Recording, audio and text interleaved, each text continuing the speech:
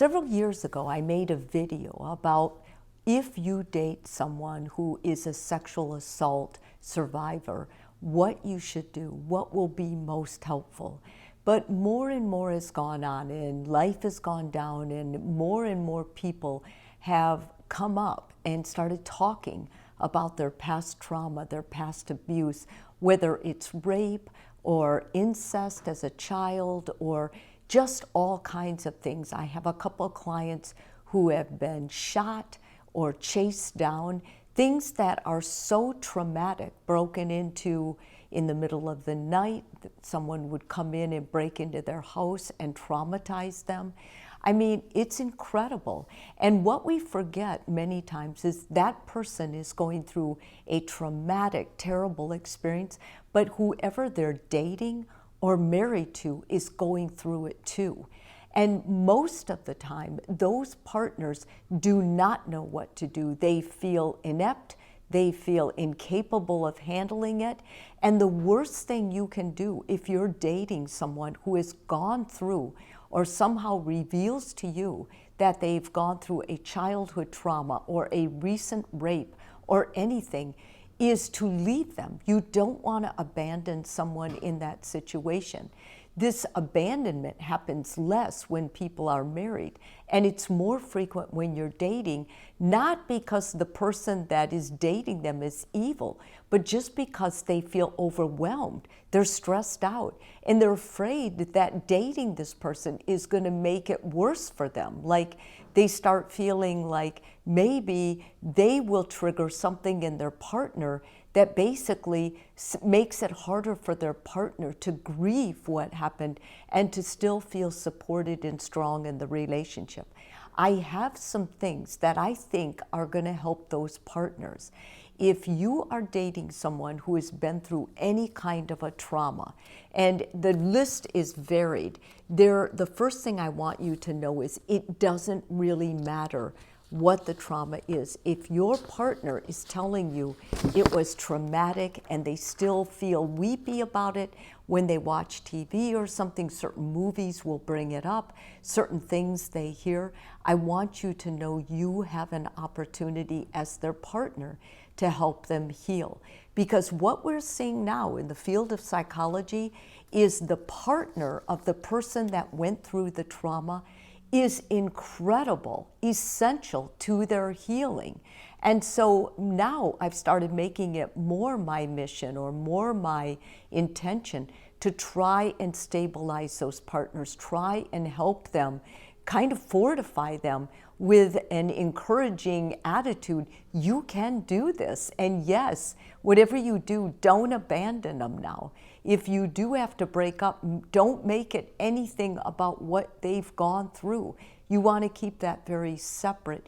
But mostly, I'm really encouraging you to stay the course, be brave, and stay with this person, because you are probably so much more influential in how they'll get through this than you can ever imagine.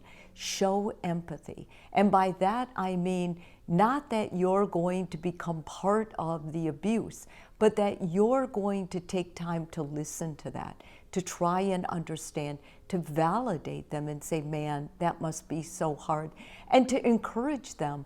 I have so much more respect for you knowing what you went through. I'm so much more in awe. You're courageous. Words like this are going to help them start feeling stronger, like, yes, I am, and yes, I can do this. They know they have you behind them. And if you can believe in them at times they can't, that's only going to help them regain their sense of self, their sense of confidence, which is so badly needed. Recognize triggers. You want to understand what triggers them, like smells, sounds, and that's going to mean you need to know what they went through. Like, you need to know a lot of the detail. Once you know the triggers, you can help them avoid it. If you know it's a situation, maybe it happened in a loud crowd or an isolated parking garage or an elevator, then you will be their main person to walk the stairs with them, to stay out of big crowds, to understand that wherever you go, you've got to have a clear exit where you can help them get out of their fast, especially when they're in that healing phase, which can last so long. In a very real sense, you become part of their protection. You're part of their security for sure.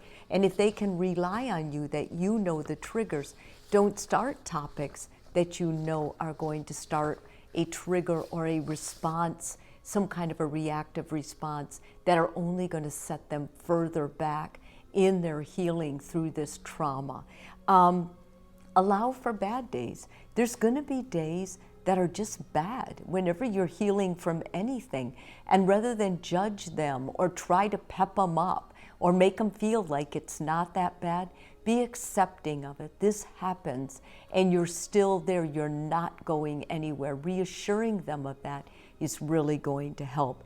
Engage in fun activities. It's not all doom and gloom after you've been through a trauma. There's still joy. Try to help them find that joy. Really look for it and help them if they start feeling guilty because they're actually enjoying life. Remind them that's an old tape. That's something they heard. That's the negative part of all of this trauma talking to them, but it's not true and it's not real because it's not. Many people suffer guilt after a traumatic experience if they find happiness and joy, and that's one of the main things you can validate. It is not a sin to be joyful again. You deserve joy. Joy is here for all of us. Try and help soothe their distress. Don't tell them to calm down, but things like, let's get into what will help. I know you like good smells. I know you like soft sounds. Let's light some candles. Let's do things that are going to help you self-soothe, because remember, we learn self-soothing when we're growing up by watching our parents. If your date has not had good parents, if they've been abused at home, then they may not have good self-soothing techniques. So you can share yours. That's only going to help them. And I think taking note of your own boundaries, making sure you have good, strong boundaries, like how far will you go? Are you going to be enmeshed with them in their trauma? Or are you going to work through that and not let that interfere with your relationship? That's so important. Doing your own boundary assessment.